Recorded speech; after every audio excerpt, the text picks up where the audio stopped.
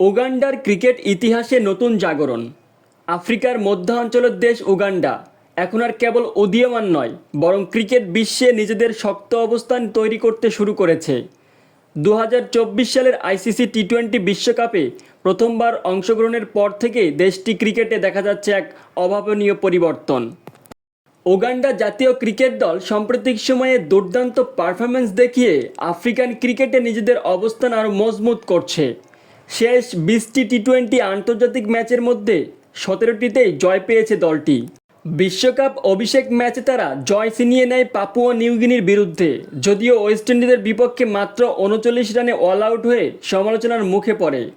তবে সমালোচকদের পেছনে ফেলে ঘরোয়া টুর্নামেন্ট থেকে শুরু করে আন্তর্জাতিক পর্যায়ে নিজেদের পারফরম্যান্সের ধারাবাহিকতা ধরে রেখেছে দলটি। সম্প্রতি 2025 সালের পিয়ারেল অফ আফ্রিকা টি-20 সিরিজে উগান্ডা পরপর জয় তুলে নিয়েছে নাইজেরিয়া, কেনিয়া, সংযুক্ত আরব আমিরাতের বিপক্ষে।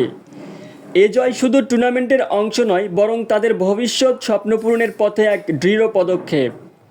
উগান্ডা ক্রিকেট অ্যাসোসিয়েশনের অধীনে দেশের যুব পর্যায়ে প্রশিক্ষণ, মহিলা ক্রিকেট উন্নয়ন এবং আধুনিক অবকাঠামো নির্মাণে বড়সড় পরিকল্পনা চলছে।